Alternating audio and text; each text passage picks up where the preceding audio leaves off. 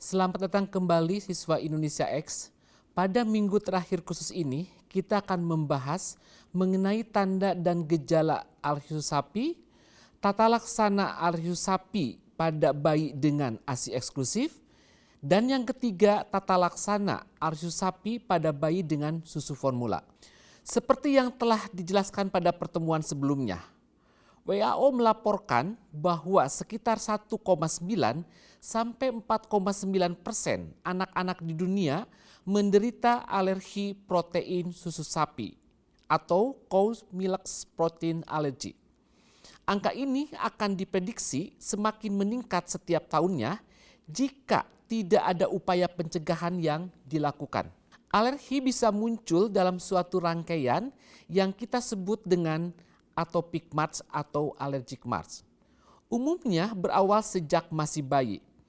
Pada masa bayi, alergi yang sering dijumpai adalah alergi makanan dan dermatitis atopik atau eksema. Pada masa usia prasekolah, alergi makanan dan dermatitis atopik atau eksim mulai menghilang. Namun mulai muncul asma dan pada usia sekolah mulai muncul penyakit rinitis alergi. Rinitis alergi dan alergi makanan cenderung akan menetap sampai dewasa. Demikian pula dengan asma karena alergi. Jika seorang anak mengalami alergi makanan atau eksema, maka kemungkinan besar di kemudian hari akan mengalami asma atau rinitis alergi. Alergi makanan biasanya muncul setelah mengkonsumsi makanan tertentu, di antaranya telur, kacang-kacangan, makanan laut, dan terutama susu sapi. Alergi makanan sebagian akan menghilang dengan semakin matangnya sistem imunologi dan saluran cerna. Namun alergi terhadap kacang tanah, ikan, dan seafood mungkin bisa menetap sampai usia dewasa. Gejala alergi sapi dapat timbul dari mulai gejala ringan, sedang, sampai berat.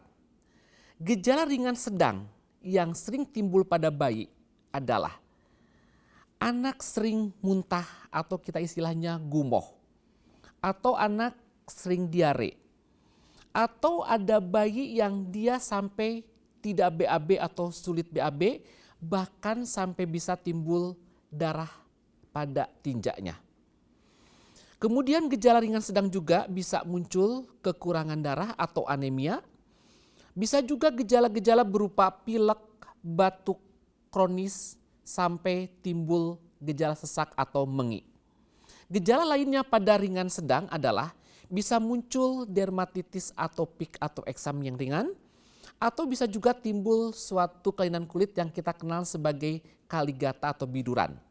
Tetapi gejala yang paling sering pada bayi dengan gejala akibat Alzheimer sapi adalah anak sering nangis, terutama pada malam hari. Ini semuanya biasanya akibat terjadinya kolik yang menetap, sehingga bayi merasa nyeri perut, sehingga dia akan menangis. Strategi apa yang harus dilakukan terhadap anak yang sudah mengalami alergi sapi? Untuk bayi dan anak yang mendapat susu formula dan ternyata alergi terhadap protein susu sapi, maka strategi yang paling tepat untuk mengatasi alergi sapi adalah menghindari protein susu sapi utuh dan sebagai penggantinya diberikan susu formula hidrolisat yang ekstensif atau formula asam amino atau formula isolat protein kedelai atau soya. Gejala alergi susu sapi dapat timbul dari mulai gejala yang ringan, sedang, sampai berat. Gejala ringan sedang dapat berupa bayi mengalami muntah berulang, diare, atau bahkan sampai sulit BAB. Gejala lain bisa timbul anemi pada kekurangan besi, atau dermatitis atopik eksim, pilek batuk kronis mengi, dan yang paling sering terjadi adalah gejala berupa nyeri perut kolik yang menetap. Gejala alergi susu sapi yang berat dapat berupa seorang anak menjadi gagal tumbuh akibat anak sering diare atau anak tersebut sering muntah berulang. Selain itu, gejala berat juga dapat muncul, yaitu berupa kekurangan darah atau anemi akibat kehilangan darah. Selain itu, pada gejala berat dapat muncul suatu penyakit, yaitu dermatitis atopik yang berat, disertai dengan anemi atau kekurangan darah. Gejala lainnya pada alergi sapi berat, anak bisa mengalami bengkak atau edema pada saluran nafas, sehingga anak sulit untuk bernafas. Bahkan dapat timbul gejala yang sangat berat, anak sampai pingsan yang kita kenal sebagai shock anafilaktik. Alergi susu sapi tidak hanya akan terjadi pada anak-anak atau bayi yang mendapatkan susu formula. Alergi susu sapi pun bisa terjadi pada bayi yang mendapat ASI eksklusif. Hal ini bisa terjadi karena makanan yang dikonsumsi oleh ibunya yang sedang menyusui yang mengandung protein susu sapi.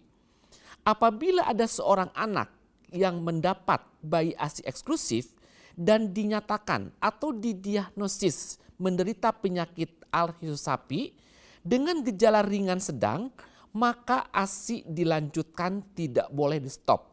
Tetapi selama menyusui, eliminasi protein susu sapi pada diet ibu perlu dilakukan selama 2-4 minggu. Bila gejala menghilang setelah ibu diet terhadap protein susu sapi selama 2-4 minggu, ibu dapat kembali mengkonsumsi nutrisi yang mengandung protein susu sapi. Bila ibu mengkonsumsi susu sapi, kemudian gejala muncul kembali, maka dapat ditegakkan diagnosis alergi susu sapi.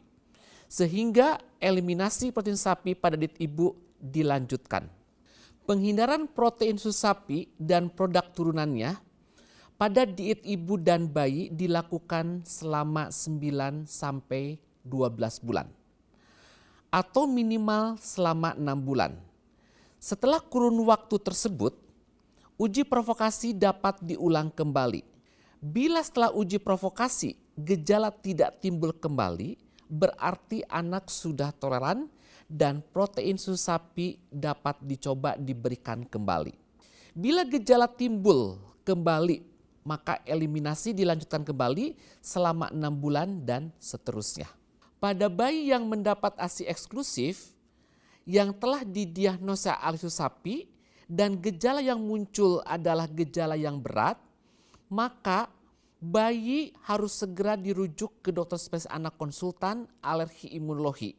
Dan bayi masih tetap diberikan ASI dengan eliminasi protein susu sapi pada diet ibu.